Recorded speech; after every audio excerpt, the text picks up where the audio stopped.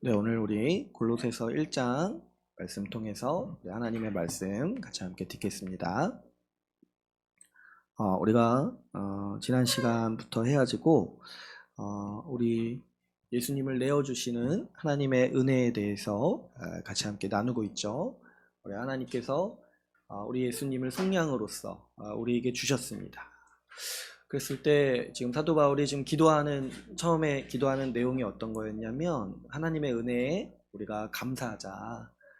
우리가 신자로서, 예수 믿는 사람으로서 열매 맺고 자라가는 모습이 뭐냐니까, 이 하나님의 은혜를, 그 귀한 것을 알고 그 은혜에 날마다 더 감사가 깊어지는 모습이 신자가 맺어가는 열매라고 했어요. 근데 그 중에 우리가 감사해야 되는 은혜가 뭐냐니까, 예수 그리스도를 우리에게 주신 하나님의 은혜, 이것에 대해서 우리가 알아야 된다는 거죠.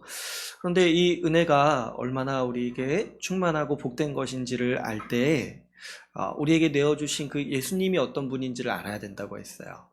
우리가 간혹가다 그렇다고 했죠. 우리가 받은 선물의 가치를 잘 몰라가지고 감사할지 모르는 우리 인간의 성향이 있다고 했어요. 우리 아이들이 부모의 헌신을 잘 모르는 것처럼 우리도 마찬가지로 하나님이 우리에게 그리스도를 주셨다고 했는데 그 그리스도가 어떤 분인지를 잘 모르니까 이 은혜에 대해서 우리가 좀 간과하게 되고 또 소홀하게 되는 일들이 있다고 했어요. 그래서 우리가 특별히 골로새서 말씀을 통해서 예수님의 영광, 예수님이 어떤 분인지에 대해서 분명히 알 필요가 있는 거죠. 특별히 이 골로새서 말씀에서 우리 지난주 나눈 말씀을 살폈을 때 예수님에 대해서 얘기할 때 예수님이 이 세상의 창조주라고 가르치고 있는 말씀을 우리가 같이 나누었습니다. 그러니까 이제 우리가 예수님이 우리의 창조주라고 이렇게 이해를 해야 되는 거죠. 왜 그러냐니까 우리는 이제 예수님을 생각할 때 우리의 구원주시다 이렇게 생각하는 경향이 굉장히 강하잖아요. 근데 이게 틀린 건 아니지만은 이 가만 살펴보니까 이 창조 사역도 성부 하나님께서 홀로 하신 사역이 아니라 성자 하나님, 예수 그리스도와 성령 하나님, 성령님과 함께 하신 사역이 뭐냐니까 이 창조하신 사역이라는 거예요. 그래서 우리는 예수님을 향해서도 그분이 세상을 만드셨다, 그분이 세상을 창조하셨다라고 이해하고 그 영광을 예수님께 돌릴 수가 있는 거죠. 그래서 우리 예수님이 창조주시라는 거예요. 우리 요한복음에서 그래서 이 예수님의 창조주 되심을 아주 이렇게 멋지게 표현한 방법이 어떤 거였습니까? 이 하나님께서 이 세상을 말씀으로 창조하셨을 때 그 말씀이 예수 그리스도라는 거예요. 성자 예수 그리스도. 그래서 예수님이 이 땅에 오신 사건이 뭐냐니까 말씀이 육신이 되신 사건이라는 거죠. 그래서 이 창조 사역도 보니까 하나님께서 성부 하나님이 홀로 하신 사역이 아니라 이 성자 예수 그리스도께서 같이 하신 사역이다. 그래서 예수님이 우리의 창조주시다라고 이야기를 하고 있는 거죠. 그랬을 때 또 덧붙여서 얘기하는 게 어떤 거였습니까? 예수님이 이 세상을 창조하셨을 뿐만 아니라 다스리신다고 했어요. 그러니까 우리가 하나님이 다스리신다, 하나님이 창조하신다 이렇게 고백하는 거는 익숙한데 예수님에 대해서도 동일한 영광이 있다는 거예요. 이 세상의 모든 만물들의 그 권세들이 다 예수 그리스도 앞에 무릎 꿇고 있고 예수 그리스도가 주관하고 계시다라고 설명을 하고 있는 거죠. 또 그뿐만이 아니죠. 예수님이 만물을 붙들고 계신다고 했어요. 이 만물이 지금 유지되고 돌아가고 질서 있게 이렇게 살아가는 모습이 왜 그러냐니까 예수님이 지금 붙들고 계시고 유지하고 계신다는 거예요. 그러니까 이 세상이요, 지금 이렇게 돌아가고 유지되는 모든 과정 가운데 이것이 예수 그리스도께서 모두 하시는 일이라는 거예요. 그래서 우리가 이 세상을 생각할 때 이 세상이 그냥 어떤 이렇게 자연 질서 스스로 이렇게 돌아가는 세상이 아니라 이런 어떤 물리 법칙이나 이런 세상의 질서로 돌아가는 세상이 아니라 매 순간 예수께서 붙드시고 돌보시는 세상이라는 것을 우리가 이해할 수 있는 거죠. 그래서 우리가 이 예수님에 대한 바른 이해를 가질 때 여러분 우리는 예수님이 세상을 다스리고 돌보신다라는 것을 확신할 수가 있는 거죠. 그럴 때 우리가 이 세상을 긍정할 수 있다고 했어요. 우리가 이 세상을 살아갈 때, 우리가 위험하지 않고, 이 세상에 가치가 있고, 또 이 세상이 더 좋은 세상이 될 것이다 라는 확신을 어디에서 우리가 가질 수 있냐니까 예수 그리스도께서 만드시고 다스리신 세상이다라는 것을 이해할 때 우리가 이 세상을 긍정할 수 있다는 거죠. 그래서 이것이 우리의 복이고, 우리 신자가 이 세상에 가지는 세상 사람들과 완전히 차별된 우리의 이 아주 큰 복인 거죠. 이 모니터 이거 좀 줄여주실 수 있나요? 계속 이렇게 날카롭게 들리는데. 예. 근데 이제 우리가 지난주 말씀을 살펴볼 때 또 한 가지 아주 이제 의미심장한 말씀이 하나가 또 있었죠. 뭐냐니까 이 세상을 창조하신 목적, 이 세상이 왜 있냐 했을 때 예수 그리스도를 위하여서 있다는 거예요. 예수 그리스도를 위해서. 이 세상을 하나님께서 창조하신 목적 자체가 예수님을 위해서 창조했다는 거죠. 그랬을 때 이게 무슨 말이냐 했을 때 여러분 이 세상 전체, 이 온 만물을 하나님께서 왜 만드셨냐니까 예수 그리스도의 영광과 그분의 아름다움을 기리고 나타내기 위해서 이 세상을 만드셨다는 거예요. 그러니까 이 말씀이 얼마나 또 크게 다가오는지 모르겠어요.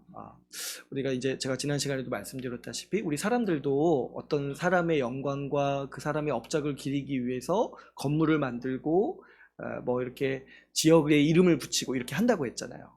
하나님도 그와 똑같은 일을 하신 게 뭐냐니까 이 세상을 만드신 거예요. 이 세상을 만드셔서 이 세상을 통해서 우리가 예수 그리스도를 알게 하시고 예수 그리스도의 영광을 보게 하시고 예수 그리스도의 아름다움을 찬양하도록 하신 게 이 세상의 목적이라고 지금 이 성경 말씀이 우리에게 가르치고 있는 거예요. 여러분 이게 말씀이 아니라면은 우리가 어떻게 이런 지식을 알겠습니까? 이 세상의 목적, 이 세상의 영광이요 예수 그리스도를 가리키고 있다라는 거를 우리가 이 말씀을 통해서 이제 비로소 알게 되는 거예요. 여러분 그렇죠. 우리가 세상의 이런저런 모습을 보고 감동하고 또 이 세상의 어떤 좋은 점들을 누리고 유익을 누리면서 좋다. 정말 이 세상이 멋지구나. 이런 생각을 할 때 그게 뭐냐니까 그게 예수 그리스도의 선하심과 영광을 나타내기 위해서 우리에게 주어진 거라는 거예요. 그러니까 여러분 이 말씀을 우리가 깊이 생각하고 묵상해야 되는 게 왜 그러냐니까 우리가 이 세상의 목적을 생각해 볼 때 여러분 우리가 세상을 살면서 좋다고 느끼는 것들이 있잖아요. 이 세상에 아름답고 선한 모습들이 있잖아요. 그래서 뭐 자연 경관을 본다거나 또 맛있는 음식을 먹고 감탄한다거나 또 이 세상에 좋은 어떤 유익을 누리면서 편안함을 누린다거나 그럴 때 우리 신자는 반드시 어떤 생각을 해야 되냐니까 이게 그리스도의 선함이구나. 그리스도가 이만큼 아름다운 분이시고 영광스러운 분이구나. 이 생각을 해야 된다는 거예요. 그래서 멋진 경치를 보면서도 정말 아름답구나. 여기서 우리는 그치는 것이 아니라 그리스도가 이만큼 아름다운 분이구나. 그리스도가 이토록 영광된 분이구나 라는 것을 우리가 생각해야 하는 것이 우리가 이 세상을 바르게 살아가는 방식이고 이 세상의 목적대로 우리가 이 세상을 누리는 방식이라는 거죠.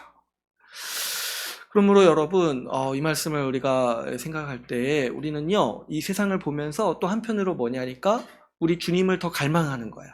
우리 주님을.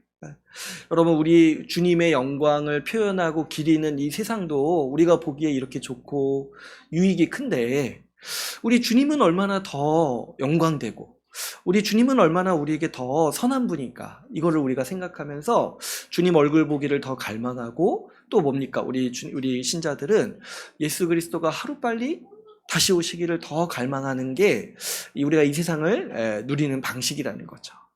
우리 그 찬송가 85장에 이런 찬양이 있어요. 구주를 생각만 해도 이렇게 좋거든. 주 얼굴 배울 때야 얼마나 좋으랴. 이렇게 이제 좀 그래도 음악에 조예가 있으신 목사님들은 이런 거 하실 때 찬양을 하시던데 저는 이제 좀 자중하고 있습니다. 자중하고. 곡은 많이 아시죠? 구주를 생각만 해도 이렇게 좋은데 주 얼굴 배울 때는 얼마나 좋을까. 근데 이 찬양이 생각이 나더라고요. 여러분 우리가 세상을 바라볼 때 정말 좋은 면들이 얼마나 많습니까? 이 또 자연 경치가 얼마나 또 그렇게 아름답고 선합니까? 또 그런 것들을 보고 또 우리가 이제 세상에 좋은 것들을 누리잖아요. 맛있는 것도 먹고 또 이렇게 좋은 또 문명의 아주 좋은 좋은 기술들을 누리고 이럴 때 이 세상에 좋은 것들을 이렇게 누리고 우리가 좋다, 정말 편하다, 우리 만족한다 이런 걸 느낄 때 우리는 이제 거기서 그치는 것이 아니라 이 예수 그리스도의 영광을 기리는 이 세상도 이렇게 좋은데 주님 그분은 얼마나 우리에게 만족 주시고 주님 그분 자체는 우리에게 얼마나 좋은 분이신가, 이거를 우리가 생각하고 주님을 더 갈망해야 된다는 거예요. 그것이 이 세상을 사용하는 바른 사용법이라는 거예요. 그래서 이제 우상숭배라는 게 뭐냐니까 그냥 이 세상을 즐기고 거기서 끝나는 거예요. 거기서 끝나는 거. 이 세상을 우리에게 주시고 이 세상이 목적으로 하고 그 나타내고자 하는 그리스도께 영광을 돌리지 않고 거기서 그냥 멈추는 거. 그냥 이 가리키는 손가락을 보지 않고 손가락으로 만족하는 거. 이것이 이제 우상숭배인 거예요. 그러나 우리는 어떤 이 세상을 바르게 이해하는 방식이 이런 거라는 거죠. 우리가 이 세상을 통해서 이 세상이 길이고 그분이 이 세상이 가리키고 있는 이 만물이 가리키고 있는 그리스도의 영광을 더욱더 사모하고 더 갈망하는 것이 우리가 이 세상을 살아가는 방식이라는 거죠. 그랬을 때 여러분 이 말씀을 통해서 우리는 이제 예수 그리스도의 영광을 다시 한번 보게 되는 거예요.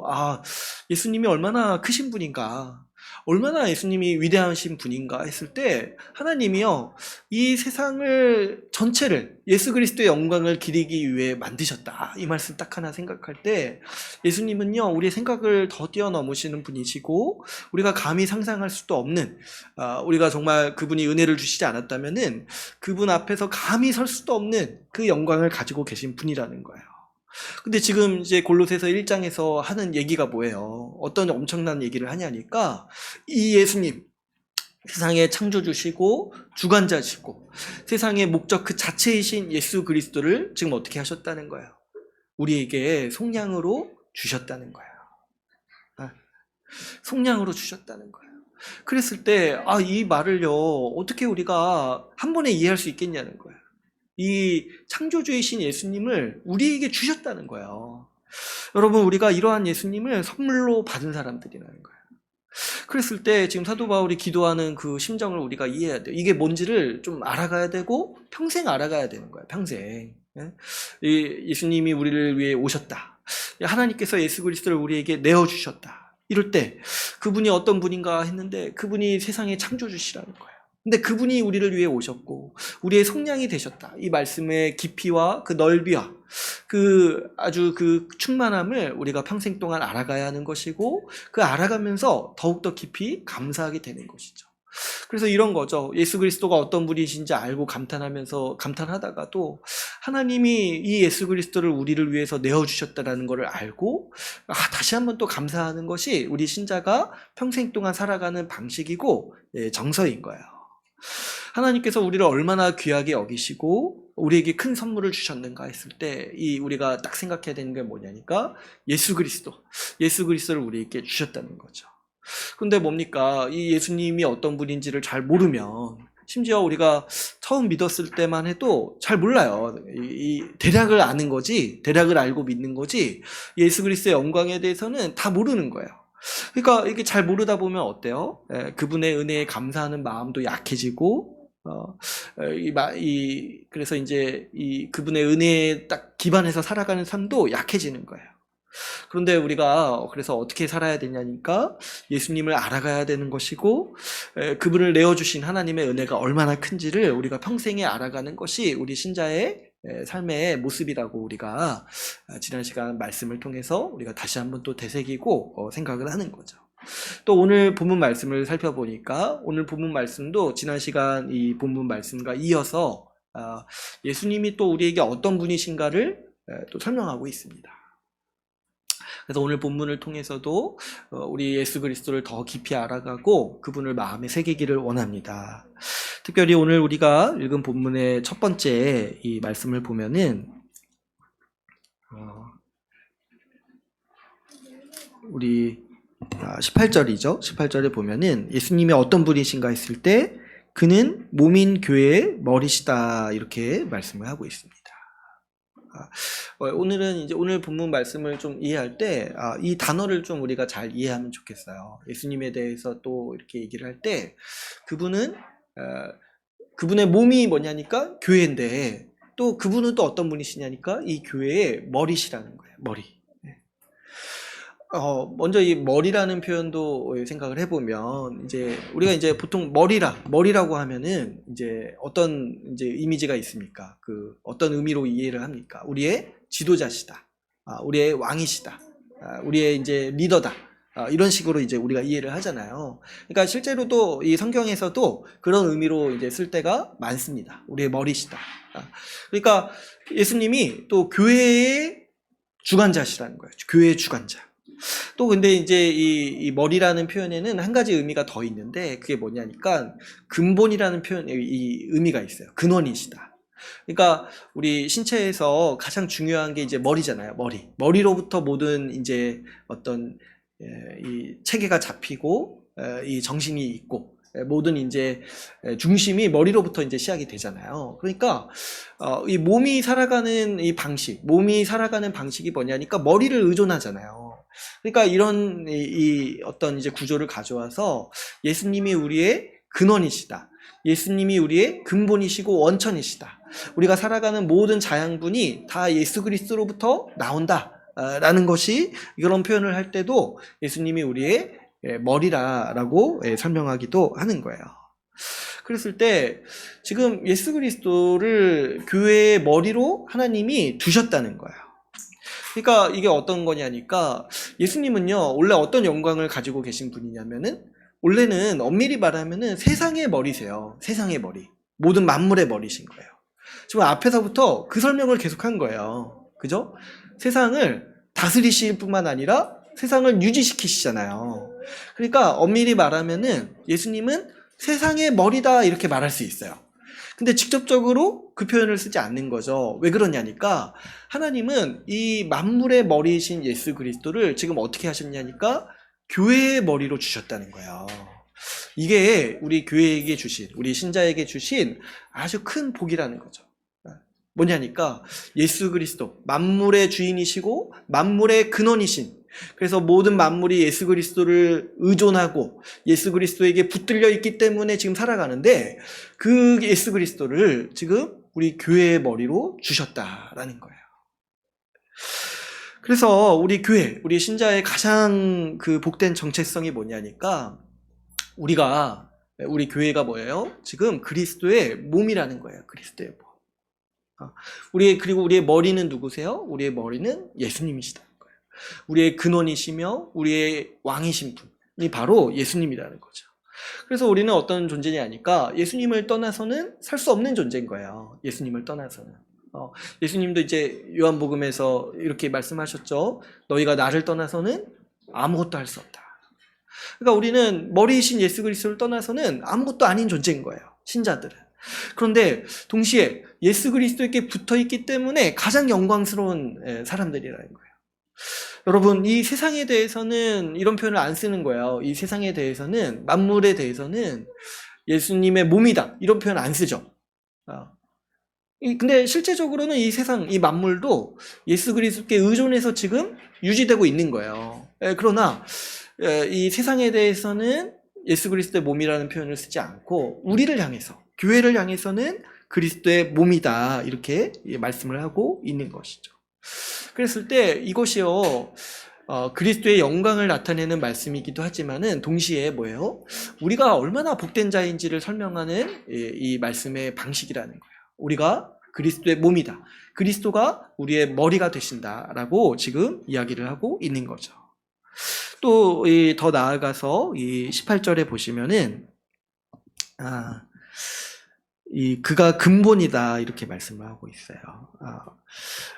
그가 근본이다 이렇게 얘기를 할 때 이 말은 이제 어떤 얘기냐면은 예수님이 이 시작이다, 새로운 시작이다라는 의미예요. 그래서 이제 다른 성경 번역을 보면은 그분이 시작하셨다 이렇게 번역하기도 하는 거예요. 그래서 이제 그분이 시작하셨다는 건데 어떤 걸 시작하셨냐니까 지금 어때요? 그 18절에서 보면은 죽은 자들 가운데서 먼저 나셨다 이렇게 돼 있어요.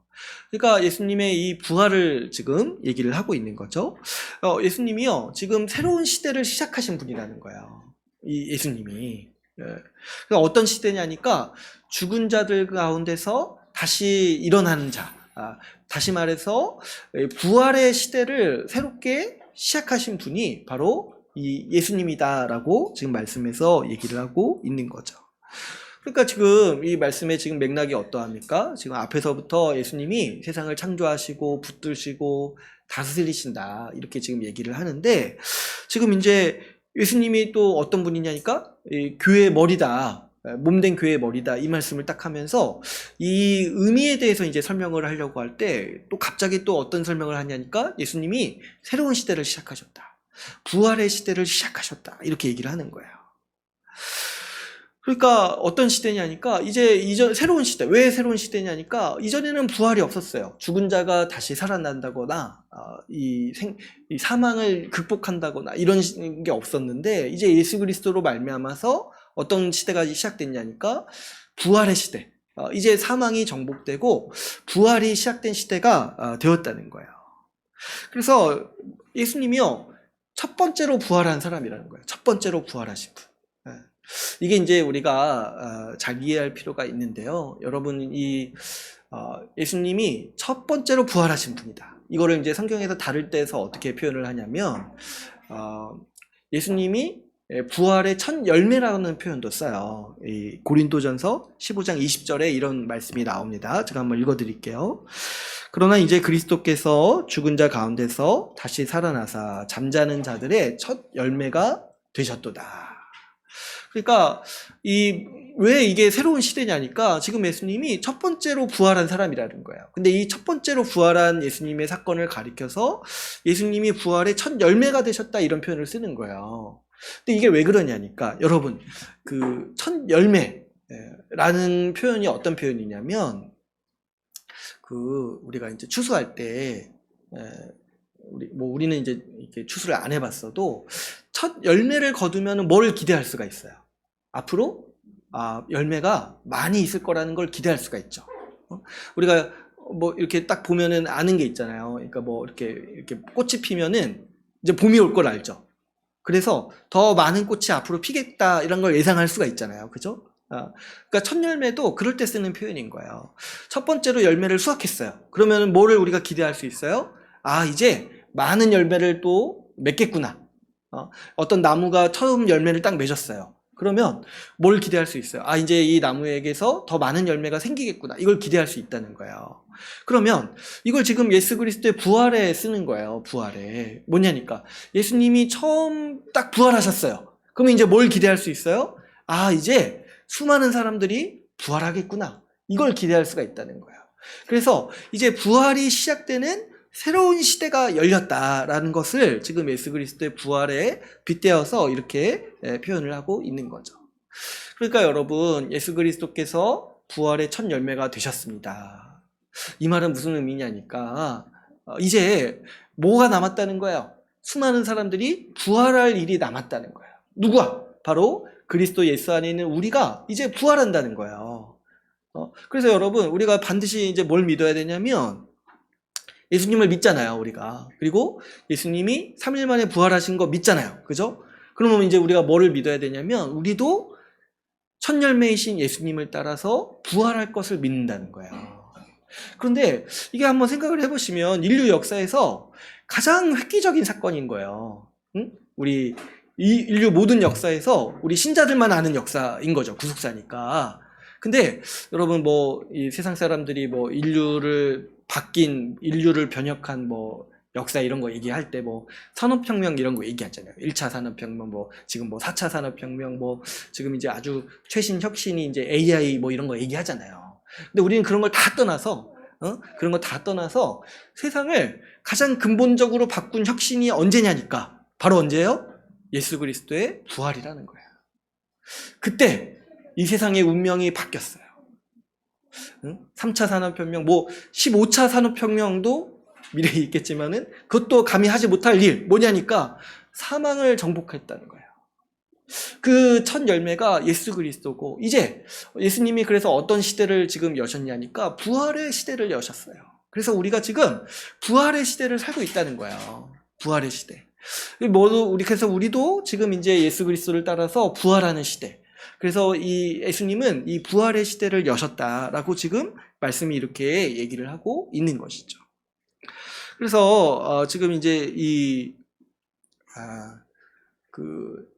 지금 말씀하시는 이 표현들을 우리가 잘 이해할 필요가 있어요. 우리 18절에 또 이어서 보시면은 이런 말씀이 있어요. 이어서 또 어떻게 얘기를 하시냐면은 그런 다음에 친히 만물에 으뜸이 되려 하신다라고 얘기를 하고 있어요. 그러니까 부활하심으로써 새로운 시대를 여셨는데 이게 또 뭐예요? 만물의 으뜸이 되려 하신다. 만물의 주가 되려 하신다. 라고 지금 얘기를 하고 있는 거예요. 근데 이제 여러분 이 표현은 약간 특이한 표현이에요. 우리가 이해하기에는 왜 그러냐니까 여러분 앞에서도 예수님이 만물의 근원이시고 만물의 주라고 얘기를 했잖아요. 근데 지금 예수님이요 부활하셨는데 그 부활하신 게 뭐냐니까 만물의 으뜸이 되려 하시기 위해서 부활하셨다는 거예요. 그러니까 원래도 예수님은 세상의 창조주시고 주인이셨는데 부활로 말미암아서 예수님이 주가 되신다 이런 표현을 또 하는 거죠. 그랬을 때 우리가 왜 이런 표현이 나오는지를 이해해야 되는데 왜 그러냐니까 우리가 약간 그런 경향이 있어요. 이 예수님의 부활에 대해서 약간 간과하는 경향이 있어요.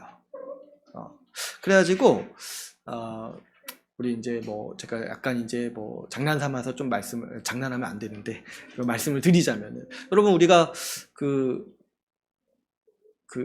크리스마스 때는 그 파티도 하고 쉬잖아요. 그죠?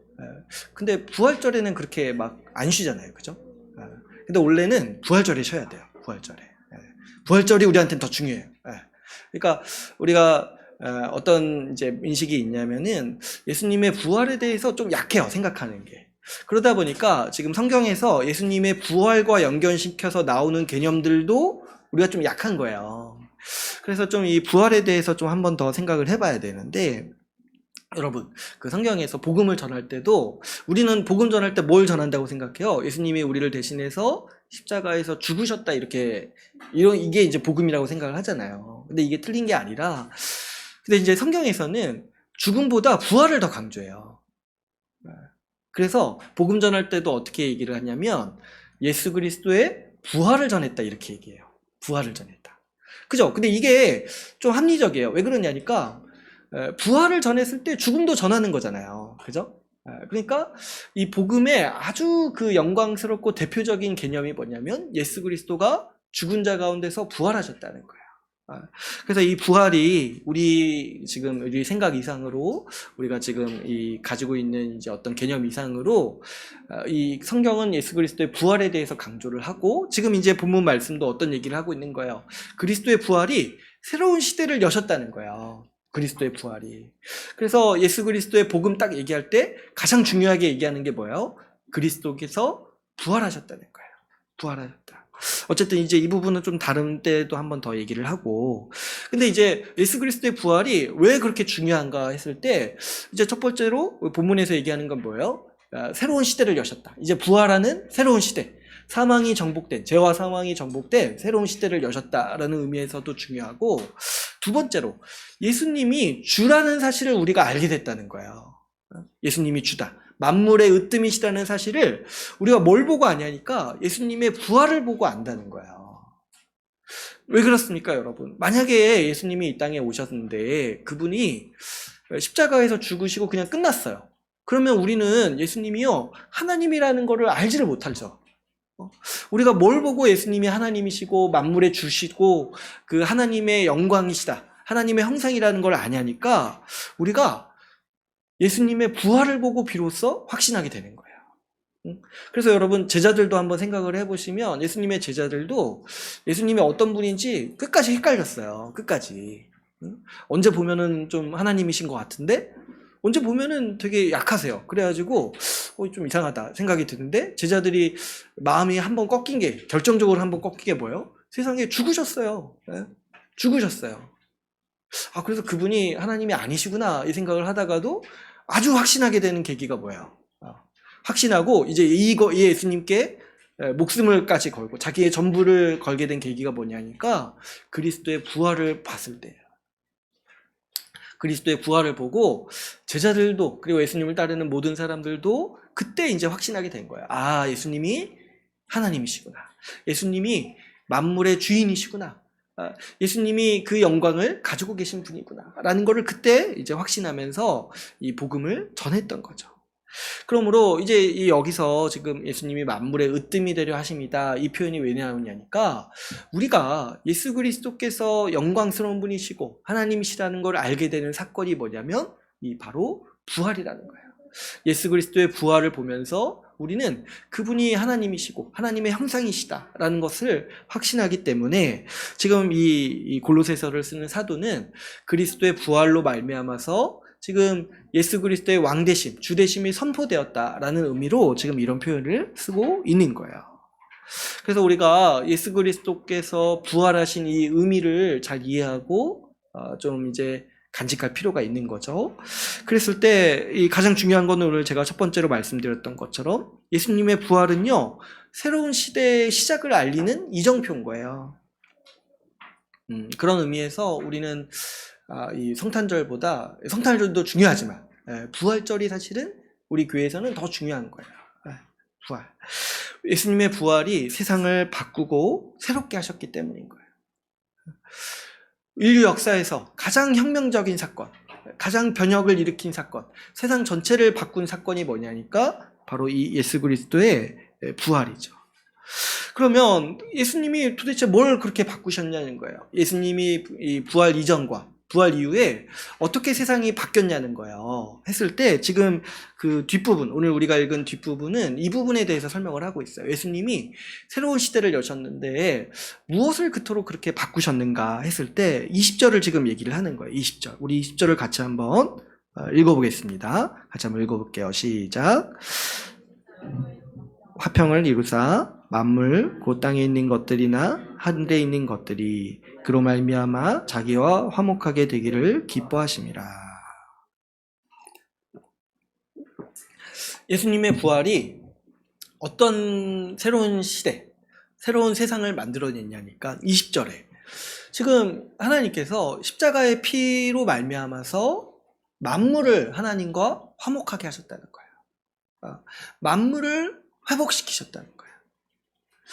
여러분, 이 표현도 우리가 볼 때 약간 생소하고 어색할 수 있어요. 왜 그러냐니까 한번 들어보세요. 여러분, 우리가 예수 십자가 피가 우리를 구원하셨다, 우리 죄를 사한다, 이렇게 이제 표현하기를 즐겨하고 또 그런 개념에 익숙하잖아요. 근데 이제 20절에서는 어떻게 지금 얘기를 하는 거예요? 예수 십자가의 피가 만물을 하나님과 화목하게 하신다, 만물을 회복한다 라고 지금 말씀하고 있는 거예요. 다시 한번 말씀을 드리면 예수님의 십자가가 우리의 죄를 사하고 우리를 구원한다, 우리가 이렇게 이제 익숙하게 이렇게 받아들이고 있는데 지금 20절에서 딱 얘기하는 게 뭐예요? 예수 십자가의 보혈이 만물을 회복한다는 거예요. 만물을. 그랬을 때 이 표현을 우리가 잘 기억할 필요가 있습니다. 왜 그러냐니까 여러분, 예수 십자가 복음의 아주 중요한 목적이 뭐냐니까 하나님이 만드신 이 세상을 회복하려고 하신다는 거예요. 회복하려고 하신다. 하나님이요, 세상을 창조하시고 돌보시고 가꾸시는데 이 우리 하나님의 뜻이 뭐냐니까 이 세상을 회복하셔서 지금 어떻게 하신다는 거예요? 우리가 앞에서 본문에서 살펴봤듯이 하나님의 상속자, 하나님의 아들들에게 주고자 하신다는 거예요. 우리 교회에게 주시고자 하신다는 거예요. 이게 하나님의 뜻이라는 거예요. 그랬을 때 하나님은 어떻게 하기를 원하시냐니까 이 세상을 회복하시고 완성하기를 원하신다는 거예요. 그래서 이 예수 십자가의 아주 중요한 목표가 뭐냐니까 만물을 새롭게 하시고 만물을 다시 회복하려고 하시는 게 이 예수 십자가의 사역의 목표라는 거죠. 그랬을 때 그러면 예수님의 피가, 우리는 이렇게 질문할 수 있어요. 예수님의 피가 도대체 어떻게 세상을 회복하시냐? 예수님의 피가, 우리는 우리의 죄를 사하신다 이런 표현에 익숙한데 어떻게 예수 그리스도의 피가 이 만물을 회복하는 또 원동력이 되냐, 이런 질문을 할 수가 있죠. 그래서 그 핵심이 이 뒤에 이제 구절에 나오는 거예요. 21절에서 22절 말씀에 나오는 거예요. 우리 21절에서 22절도 한번 읽어보겠습니다. 시작. 전에 악한 행실로 멀리 떠나 마음으로 원수가 되었던 너희를 이제는 그의 육체의 죽음으로 말미암아 화목하게 하사 흠없고 책망할 것이 없는 자로 그 앞에 세우고자 하셨으니.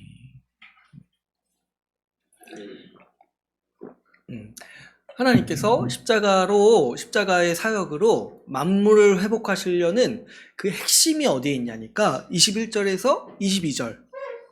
전에 죄로 말미암아 하나님을 떠났던 우리를요 어떻게 하셨다는 거예요? 예수 그리스도의 죽음으로 우리를 거룩하고 흠없고 책망할 것이 없는 자로 세우셨다는 거예요. 이게 하나님께서 세상을 회복하시려는 아주 핵심적이고 중심적인 방법인 거예요. 여기 이 표현도 우리가 다 한번 볼 필요가 있죠. 여러분, 우리를 예수 그리스도의 십자가로 어떻게 하셨다는 거예요? 거룩하고 흠없고 책망할 것이 없는 자로 하나님 앞에 세우셨다. 이거 여러분 한마디로 하면은 뭔지 아세요? 우리를 하나님 앞에 거룩하고 흠없고 책망받을 것이 없는 자로 우리를 하나님 앞에 세우셨다. 이거를 한마디로 하면 뭐예요? 우리를 의롭게 하셨다는 거예요. 의롭게 하셨다. 우리에게 의를 주셨다는 거예요.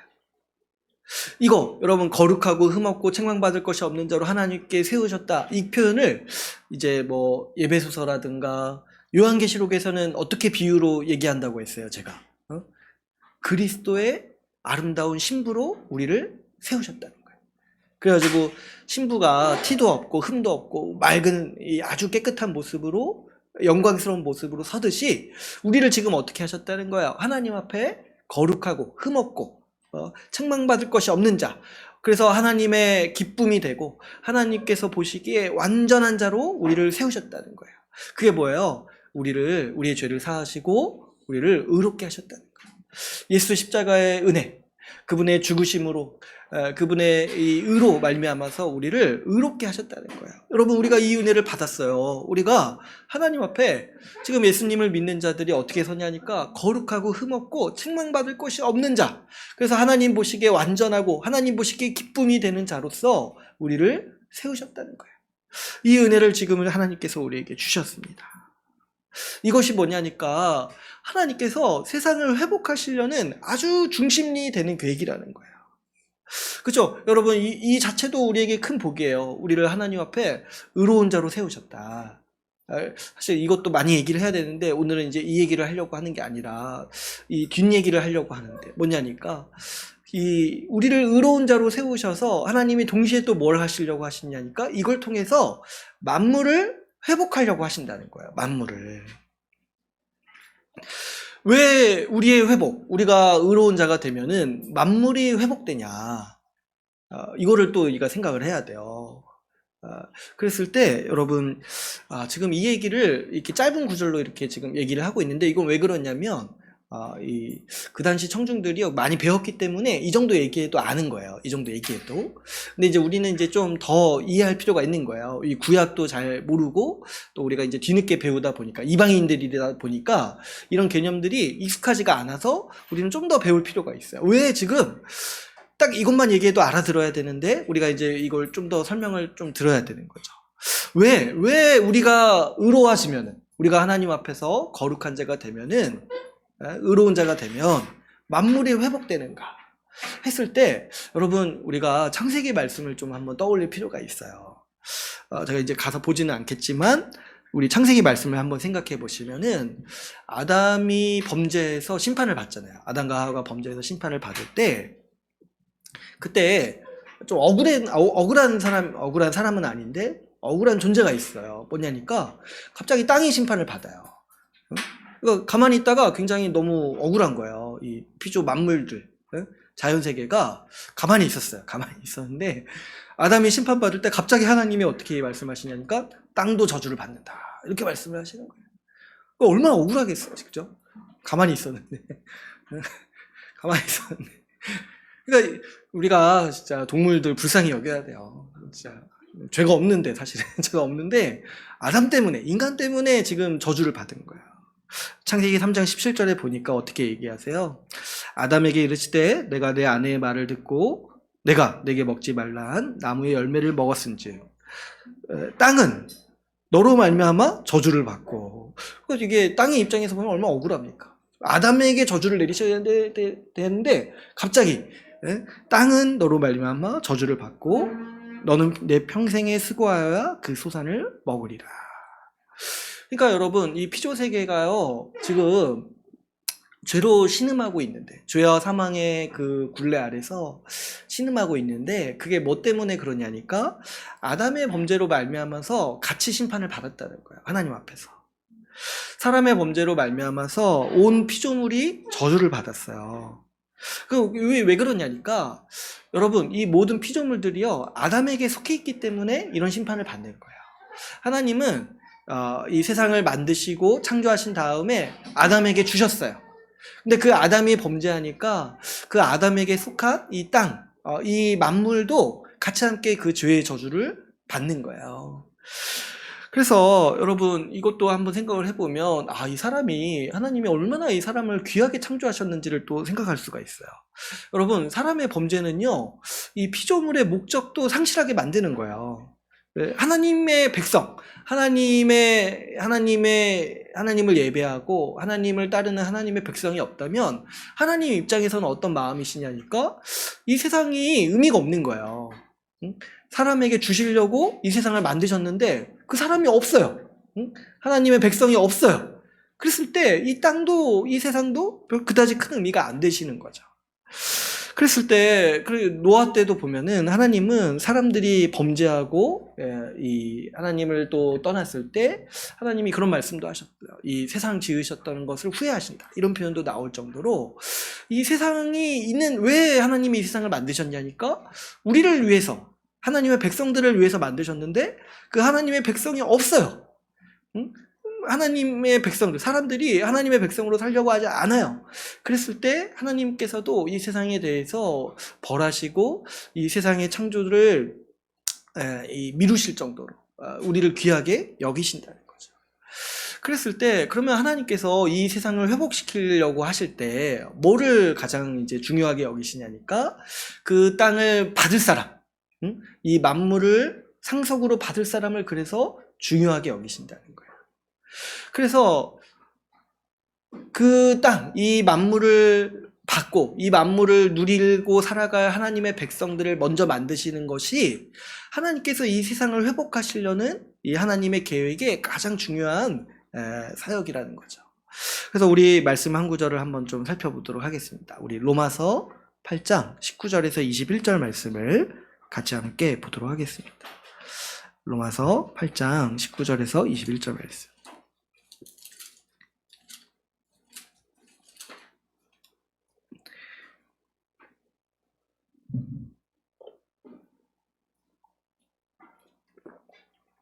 우리 같이 한번 읽어볼게요. 19절부터 21절까지 같이 읽어보겠습니다. 시작.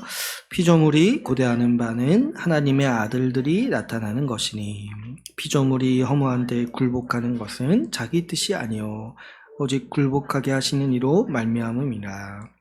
그 말하는 것은 피조물도 썩어짐의 종노릇한 데서 해방되어 하나님의 자녀들의 영광의 자유에 이르는 것이니라. 여기서 보면은 지금 이제 이 말씀 본문도 뭘 지금 우리에게 떠올리게 만드는 거예요. 창세기 말씀. 그 피조물이 왜 지금도 고통받고 있냐는 거예요. 그랬을 때 지금 피조물들이 간절히 고대하는 게 뭐예요? 하나님의 아들들이 나타나기를 고대하고 있어요. 왜 그래요? 지금 모든 피조물이 저주를 받았어요. 죄와 사망의 고통이 피조물에게도 있습니다. 그래서 여러분, 이 관점으로 세상을 보면은 이 자연 만물이 지금 고통을 겪고 있어요. 그죠? 우리 이제 자연 재해라든가 환경 오염이라의 문제라든가 이런 거 보면은 심각하잖아요. 그죠? 그리고 또 기본적으로 죄와 사망의 고통이 우리 이 동물들, 피조물들에게도 다 있는 거예요. 그래서 여기서 보면 어떻게 표현을 해요? 썩어짐의 종노릇한다 이렇게 얘기를 하잖아요. 썩어짐의 종노릇한다. 그러니까 이 만물들, 이 피조물들도 정말 고통 가운데 있는 거예요. 고통 가운데 있고 좀 괴로워하고 있는 거예요. 근데 왜 그러냐니까 지금 여기 어떤 표현이 나와요? 이 20절에 허무한데 굴복하는 것은 자기 뜻이 아니에요. 제가 아까 얘기했잖아요. 가만히 있었어요. 이 만물은 가만히 있어요. 피조물은 가만히 있었는데 지금 그 굴복하게 하시는 이로 말미암았다. 하나님의 심판 아래에 있기 때문에 인간이 받은 심판을 이 피조 세계가 다 같이 받고 있기 때문에 고통을 겪고 있다는 거예요. 그래서 그 죄와 사망의 고통, 질병의 고통 다 피조물들도 인간과 똑같이 겪고 있다는 거죠. 그래서 우리가 이런 관점에서 또 이 자연세계를 보면은 지금 자연세계도 너무 힘들어하고 있다. 고통 가운데 신음하고 있다는 것을 우리가 눈치를 챌 수가 있죠. 그래가지고 이제 요즘에 이제 뭐 이렇게 동물들 잘 돌보고 이렇게 하시는 분들 있잖아요. 아주 이렇게 믿음이 좋으신 거예요.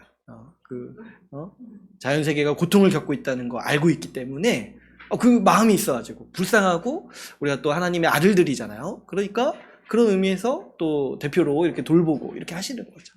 어쨌든 이제 지금 그래서 이 피조물들, 모든 만물들, 자연세계가 뭘 고대해요? 하나님의 아들들이 나타나기를 고대하고 있다는 거예요. 하나님의 아들들. 여기서 왜 하나님의 아들이라는 표현을 썼냐니까 이게 상속자라는 의미라고 했잖아요. 상속자. 그러니까 뭐예요? 하나님의 아들들이 나타나면은 피조물들이 뭐를 소망할 수 있는 거예요? 이제 이 세상을 물려받을 적법한 사람이 나타났구나. 그러면 이제 뭘 기대할 수 있어요? 우리 피조 만물들도, 피조된 만물들도 죄와 사망의 고통에서 이제 해방될 수 있겠구나라는 거를 뭘 보면 알 수 있다는 거예요. 저 하나님의 아들들. 교회를 보면은 이제 알 수 있다는 거예요. 아담의 범죄로 말미암아서 이 저주에 빠졌는데 이제 하나님 앞에서 의로운 사람, 하나님의 아들들, 하나님의 상속자가 나타나는 모습을 보면은 뭐예요? 이 모든 만물들이 그 자신도 회복될 것에 대해서 기대하고 고대할 수 있다는 거예요. 그러니까 여러분, 이 지금 우리가 그래서 그렇게 중요한 존재가 되는 거예요. 교회가, 우리 신자가요, 뭐에 대한 하나님의 약속이고 담보냐면은 하나님께서 이 세상을 반드시 완성하시고 회복하실 것이다에 대한 약속이고 담보고 또 예고이기도 한 거예요. 뭐냐니까 이 하나님의 적법한 상속자, 하나님 앞에서 의로운 자들이 나타났어요. 그러면 뭐예요? 이제 하나님께서 그들에게 상속할 이 세상을 준비하시겠구나 라는 것을 이 피조세계 전체가 지금 알고 있다는 거예요. 그래서 지금 피조물들이 기뻐하는 게 뭐예요? 교회를 보고 기뻐하는 거예요. 교회를 보니까 이제 우리도 회복되겠구나. 이제 그리스도 다시 오셔서 우리도 완성되겠구나. 이 썩어짐의 종노릇함에서 해방되겠구나. 다시 말하면 뭐예요? 우리 피조물들도 부활에 동참하겠구나. 그리스도로 말미암아서 이 회복된 교회로 말미암아서 이제 부활에 동참하겠구나. 그래서 여러분 우리가 이 말씀에 또 깊이 이해를 하다 보면 뭘 또 알게 되냐니까 이 자연세계가요 우리를 좋아한다는 걸 알게 돼요. 그죠? 우리를 보고 기뻐한다는 거예요. 이 피조 만물들이요 우리를 보고 기뻐한다는 거예요. 그래서 여러분 집에 가면은 저기 반려견들 되게 좋아하잖아요. 그죠? 왜 그러냐니까 이 소망이 있는 거예요. 하나님의 아들들인 거를 아는 거예요. 그래서 피조세계가 우리를 보면 기뻐해요. 교회를 보면 기뻐해요. 왜 그러냐니까 교회를 보면 소망이 있거든요. 교회로 말미암아서 이제 나도 회복되겠구나. 우리 피조세계도 썩어짐의 종노릇한 데서 해방되겠구나. 그래서 이제 저는 이제 나들이가요 그런 의미도 있다고 생각을 해요. 이제 우리도 자연세계를 보면서 즐거워하지만 자연세계도 좀 우리를 보면서 즐거워해라. 그래서 저는 야외 예배 이런 거 굉장히 신학적으로 중요하다고 생각해요.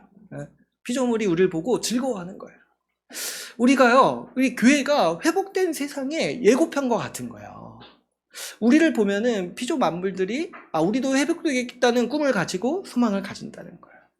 그래서 우리 교회사에 보면은 굉장히 특이한 분이 하나 있는데 성 프란체스코라고 이 수도사 아주 유명한 수도사였던 분이 한 분이 있는데 이분이요 얼마나 이런 영성이 또 충만하신지 이분이 이제 밖을 거니시면은 새들이 그렇게 다가왔대요. 새들이.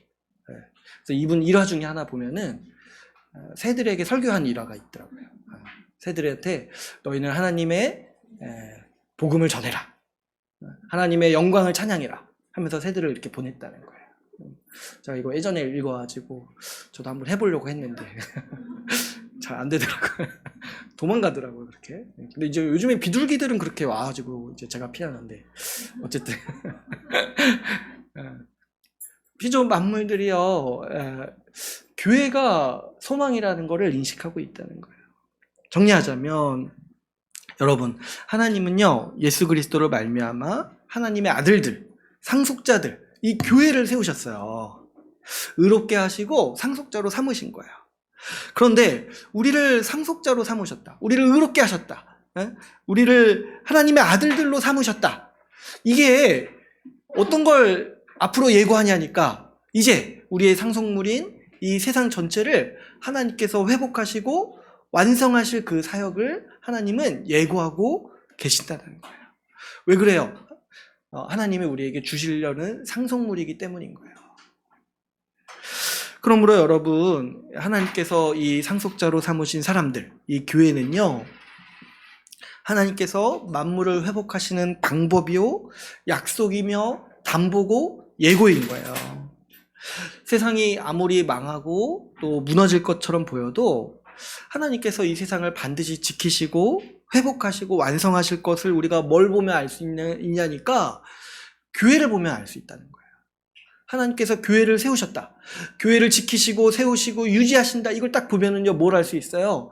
하나님께서 이 세상도 회복하시겠구나. 왜요? 하나님께서 상속물로 약속하신 것이기 때문에.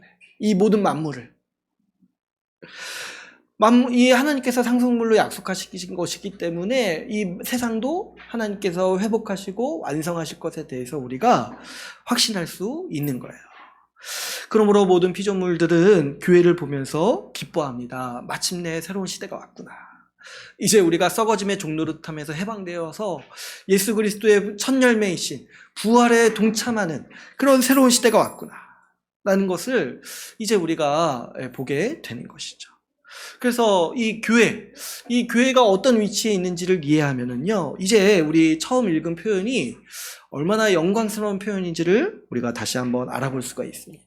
우리 18절 한번 다시 보시면, 18절에 이렇게 지금 얘기를 하고 있는 거예요. 그는 몸인 교회의 머리시다. 몸인 교회의 머리. 세상을 향해서는, 만물을 향해서는 예수 그리스도의 몸이라고 하지 않고 교회를 향해서 예수 그리스도의 몸이라고 얘기를 하는 거예요. 여러분, 예수님이 만물을 창조하시고 회복하신다고 했잖아요. 그런데 그 예수님을 자세히 보니까 그 안에 교회가 있는 거예요. 그 안에 예수님께 붙들렸고 그 안에 예수 그리스도 안에 거하는 교회가 있는 거예요. 그래서 교회가 그분의 몸이고 예수님이 교회의 머리시라는 거예요. 예수님의 만물의 근원이시고 만물의 머리신데, 세상이 예수님의 몸이라고 하지 않고 교회가 예수님의 몸이라고 합니다. 왜냐하니까 교회가 예수님이 회복하시려는 세상의 전초고 그 자체이며, 예수님은 이 교회를 통해서, 교회를 위해서 세상을 다스리시고 지키시기 때문인 거죠. 그래서 여러분, 예수님이 회복하시려는 세상의 모습이 교회에 있어요. 교회에. 그리고 예수님은 앞으로 이 세상 전체 만물을 회복하실 건데, 왜 그렇게 하시냐니까 교회를 위해서 그렇게 하신다는 거예요. 교회를 위해서 그렇게 이 세상을 회복하시고, 이제 이 회복하신 세상을 교회에 주시기 위해서 지금 예수 그리스도는 지금도 일하고 계신다는 거예요. 그래서 예수 그리스도를 가리켜서 우리가, 교회가 그리스도의 몸이다. 그리스도가 교회의 머리시다라고 이렇게 지금 말씀을 하고 있는 것이죠. 그래서 여러분, 우리는 이 말씀, 그는 몸인 교회의 머리시다, 이 말씀을 잘 이해할 필요가 있습니다. 여러분, 오늘 말씀을 이렇게 잘 이해하고 공부했으면 좋겠어요. 이제 쭉 이렇게 따라오셨으면 아시겠지만 약간 복잡하고 약간 이제 좀 많은 개념들이 들어가 있죠. 그랬을 때 우리가 원래 어떤 수준이 돼야 되냐면은, 이 정도 얘기했으면 딱 알아들어야 돼요. 제가 부연 설명하지 않아도 왜 이렇게 얘기하는지를 알아야 돼요. 근데 이제 우리가 이방인이고 좀 이제 구약에 대해서 또 이해가 좀 약하다 보니까 이 설명이 좀 필요한 거예요. 그랬을 때 지금 골로새 교인들은 어떻습니까? 지금 이거 몇 구절 얘기했는데도 안다는 거잖아요. 응? 이 짧은 지금 우리 1장 계속해서 보고 있는데 이것 좀 얘기해도 이해한다는 거잖아요. 그랬을 때 여러분 우리가 이 말씀을 그냥 한번 듣고 흘리지 말고 잘 이해했으면 좋겠어요. 왜 그리스도를 향해서 몸된 교회의 머리시다 하는가? 그래서 이제 마음 같아서는 제가 이제 한 단어씩 좀 살피고 싶어요. 한 단어씩. 한 단어씩. 좀 그래야 될 필요가 있죠. 이 한 단어가 사실은 성경 전체에 하나님의 계획을 포함하고 있는 단어인 거예요. 그래서 이거를 잘 이해하는 게 굉장히 우리한테 중요하죠. 그랬을 때 먼저는 좀 이 표현, 몸된 교회라고 부르는 이 표현들을 좀 잘 이해할 필요가 있겠습니다. 여러분, 우리 주님께서요, 얼마나 우리를 사랑하시는가, 얼마나 우리를 위하시는가 알아야 돼요. 우리를 위해 세상을 만드셨고 우리를 위해 세상을 회복하시기 원하시는 것이 하나님의 뜻인 거예요. 우리를 위해서 예수께서 친히 이 땅에 오셔서 이 십자가 사역을 감당하셨습니다. 특별히 여러분, 우리는 더 나아가서 우리 주님께서 십자가의 피로 세우신 이 교회의 영광을 알아야 돼요. 앞에서도 제가 계속 말씀을 드렸지만 교회는 앞으로 주님께서 회복하시고 완성할 세상을 향한 상징과 예고인 거예요. 교회를 세우신 걸 딱 보고 우리가 이제 아는 거예요. 이제 세상을 회복하시겠구나. 왜냐니까 세상의 주인들이 나타났어요. 하나님의 아들들, 세상의 상속자들이 나타났어요. 그러니까 이제 하나님이 무엇을 하시겠다는 걸 기대할 수 있어요. 이 상속물들을, 만물을 이제 회복하시겠구나. 그래서 하나님께서 이 세상을 회복하시려는 그 하나님의 뜻과 계획은요, 이제 교회에서 시작하고 교회에서 완성되는 것이죠. 모든 피조물들이 이 교회를 보면서 기뻐하고 주님 다시 오실 날을 확신하면서 소망하고 있는 것입니다. 그래서 교회는요, 예수님의 몸인 거예요. 예수님의 몸. 여러분, 왜 피조물들이요, 이런 표현들을 안 쓰는 거죠? 왜 피조물들이 예수님 보기를 고대한다, 이런 표현을 안 쓰잖아요. 근데 왜 안 쓰냐니까 교회가 있기 때문에 안 쓰는 거예요. 그리스도의 몸이신 교회가 있기 때문에. 교회를 보면은 뭘 알 수 있다는 거예요. 그리스도가 새로운 시작을 하셨구나. 그리스도가 다시 오신다는구나. 이걸 아는 거예요. 그래서 교회를 보는 것이 뭐와 같다는 거예요? 예수님을 보는 것과 같다는 거예요. 이 그리스도의 몸이기 때문이죠. 그렇기 때문에 이 교회를 우리가 생각할 때, 여러분, 교회를 그냥 단순히 사람들의 모임이라거나 어떤 이제 건물이라고 생각하는 건 정말 악한 거죠. 우리 시대에. 어쨌든 사람들의 모임이라거나 어떤 내 필요에 의해서 내가 나가는 모임이라거나, 우리는 이렇게 생각할 수가 없는 거예요. 지금 성경에서 분명히 얘기하는 것이 무엇입니까? 교회는 그리스도의 몸이라는 거예요. 그 세상을 창조하시고 만드시고 다스리시고 이제 새로운 시대를 여신 분, 이제 만물을 회복하시는 새로운 시대를 여신 그 예수 그리스도의 몸이 바로 이 교회라는 거예요. 그렇기 때문에 성경에서, 특별히 신약 성경에서 이제 아주 주의하라고 강조하는 것 중에 하나가 뭐냐면 교회를 회방하지 말라는 거예요. 교회를 회방하지 말라.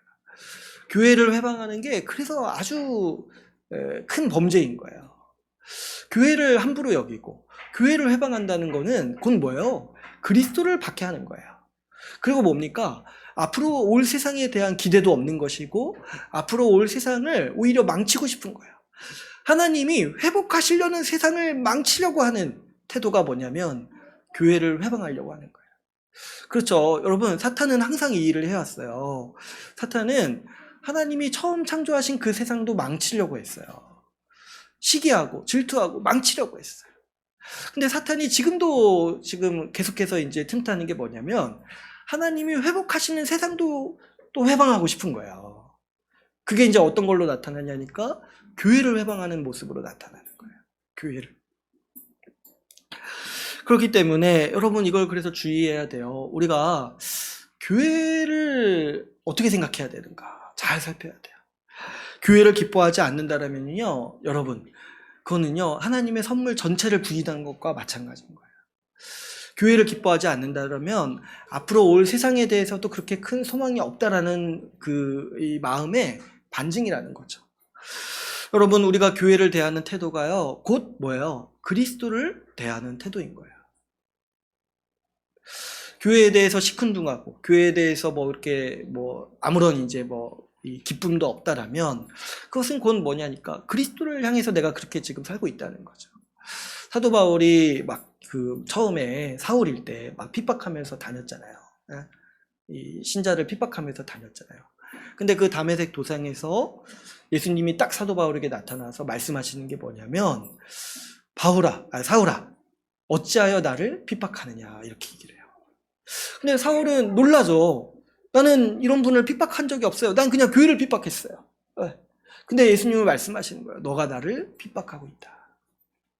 나는 네가 핍박하는 예수다. 이렇게 이제 말씀하시는 거예요. 그래서 사도 바울한테 이게 아주 깊이 남긴 거예요. 아, 교회가 그리스도의 몸이구나. 교회가 그리스도의 그 현현이구나. 그리스도의 그 몸이구나. 그 자체구나. 그래서 우리가 이렇게 이해를 하는 거죠. 교회를 대하는 것이 그리스도를 대하는 태도라는 거죠. 그랬을 때 여러분 우리는 이 교회의 영광을 그리스도를 알면서 그리스도의 영광도 제대로 이해할 필요가 있는 거예요. 이 교회에 대해서 함부로 말한다거나 또 우리 마음의 태도가 막 교회에 대해서 함부로 여기고 중요하지 않게 여기는 모든 태도가 다 뭐냐니까 그리스도에 대한 나의 태도가 지벽적으로 나타나는 모습이라는 거죠. 그런 의미에서 볼 때 여러분 오늘날 우리 사회에서도 이 교회에 대한 인식이 좋지 않은 것은요 매우 슬픈 일이에요. 우리 사회도 보면은 이렇게 좀 많이 좀 지탄을 받고 있고 또 어떤 이제 많은 또 비판을 받고 있잖아요. 그랬을 때 그 교회의 명예를 실추하는 사람들의 죄가 커요. 그래서 그리스도의 명예를 실추하는 거, 그리스도의 영광을 가리는 거거든요. 그 교회의 명예를 실추하는 게. 그랬을 때 그래서 교회라는 게 약간 이제 좀 부끄러운 존재가 돼가고 있다는 느낌이 있어요. 제가 그렇게 생각한다는 게 아니라 사람들의 인식에서. 그래서 이제 어떤 목사님들도 보니까 교회를 개척하고 세우시는데 교회라는 이름을 안 쓰는 거예요. 교회라는 것가 우리 사회에서 안 좋은 이미지가 있다 보니까 좀 사람들한테 다가가려고 막 교회라는 이름도 막 감추고 그래서 뭐 이렇게 다른 이름을 쓰던데 교회라고 안 부르는 거예요. 그랬을 때 아 이게 뭐냐 싶은 거죠. 우리도 혹시 이렇게 교회를 대하고 있지 않은가? 교회의 영광을 가리고 있지 않고 교회를 부끄럽게 여긴다거나 또 교회를 시큰둥하게 여기고 또 별거 아닌 것으로 생각하는 마음이 우리에게 있지 않은가? 우리는 돌아볼 필요가 있습니다. 그랬을 때 여러분 우리 교회사에서도 보면은 우리 지금 흐름 가운데 강력한 흐름 중에 하나가 어떤 거였다고 했어요. 교회를 사람들이 어떤 이제 서비스를 제공하는 기관으로서 이제 생각을 한다고 했죠.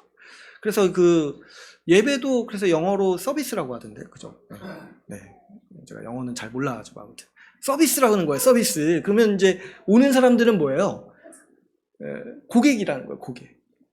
그래가지고 교회 와서 자기를 이제 고객으로 생각을 해가지고 교회에 와서 이제 교회에게 뭔가 서비스를 제공하는 교회니까 함부로 대한다거나 뭔가 자기 위주로 이제 교회를 이제 생각하시는 분들도 있어요. 그리고 또 어떤 분들은 교회를 다니지만은 교회가 그냥 있어도 그만, 없어도 그만.